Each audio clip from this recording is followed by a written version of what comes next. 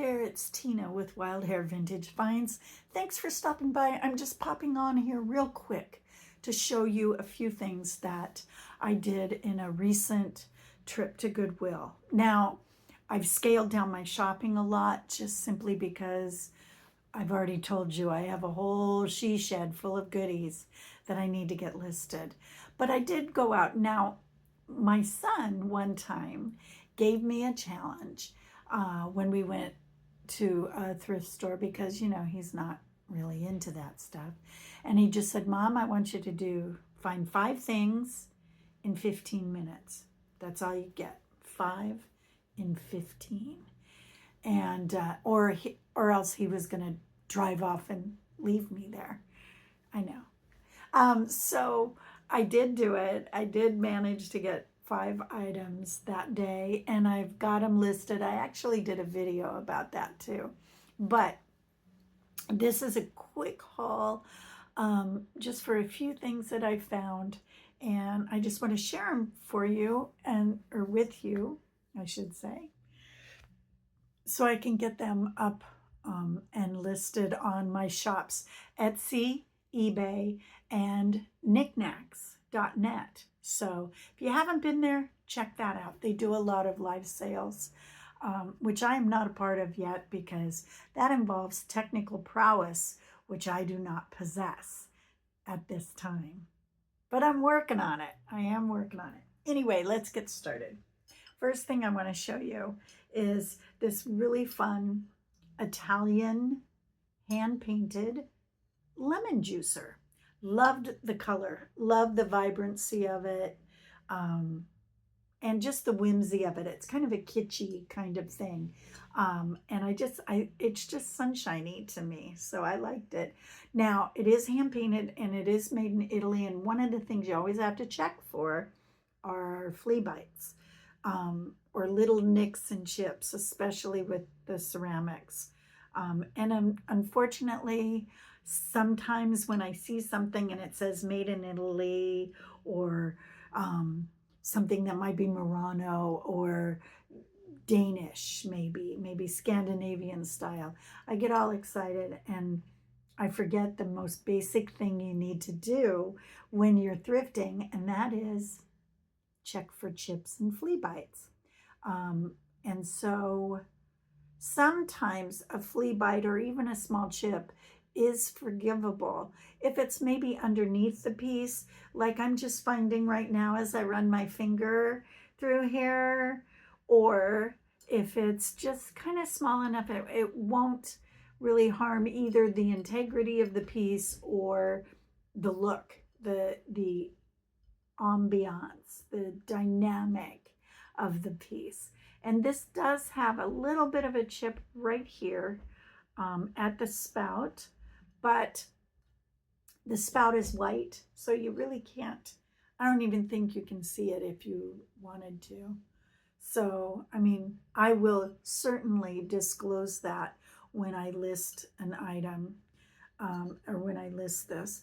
Now, just feeling here.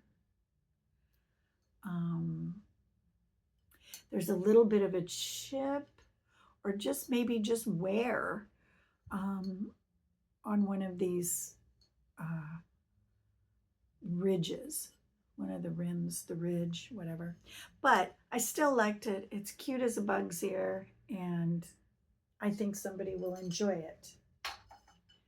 Then I found, excuse me while I do a back bend, I found this. This is a beautiful art studio pottery piece. This is hand painted, and I'm assuming it's terracotta. It's a red clay piece. See that?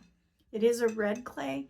So I don't know if it was a pre-bought piece and then they fired it or painted it and fired it, or if it was something that they actually created. But I fell in love with it. I love that fish color. I think the colors are great, and it's in excellent condition. Now this one has no flea bites, nor does it have any chips, so that's a good thing. But I love the color in there, and I think it would be a great serving dish. on a night that you are serving fish, you know? Anyway, I do like it. Anytime you can find some decent studio pieces like this that are unique and you know, usually studio pottery pieces are, but this one I couldn't resist the colors. It was too pretty. This is dated. It is signed and dated. Once again, I did it upside down. Hold on. Okay, it's dated Paul. It's by Paul. Thank you, Paul. Paul, I don't know what that letter is. It's either an A or an M. And that, or that's there, sorry. And then that is 2013. So this is going to be going in my eBay store only. Okay, let's do it again. In my eBay store only because Paul. But it's interesting because it can be really hard to find who created the piece, and you always want to try to attribute to the artist what their work is. And certainly if it's somebody who's collectible, you do want to be able to say that. And I don't know if Paul A or M is collectible, but he does a really cool painting. So anyway, that was that. I'm back. Okay. Next is this piece. It is a Fenton piece. Now this is called Violets in Snow. And I thought this was a particular kind of design that they had as I was doing the research on it. But it turns out, as I was doing the research, I found out now that it is signed, by the way. Can you see that right here? This is actually the base to a fairy lamp. Who knew? But I found that as I was doing the research, and it was a three-part fairy lamp. It had this as the base, then it had almost a glass lamp part, and then the shade, the lamp shade that was also looking like this. It's the same design in here where it's a lattice work here and then this lovely little detail here. Anyway, I've seen these and they also were sold as candlesticks because I do believe, I mean, look at that opening. You can definitely do a candle in there. But initially it was 3 parts with a lampshade as a fairy lamp. So I'm sorry I couldn't find those, but I did like this. I thought it was really pretty. And that's it. That was all I found. And I did it in less than 15 minutes. So I'm quite proud of myself for that. Please feel free to leave any questions, comments.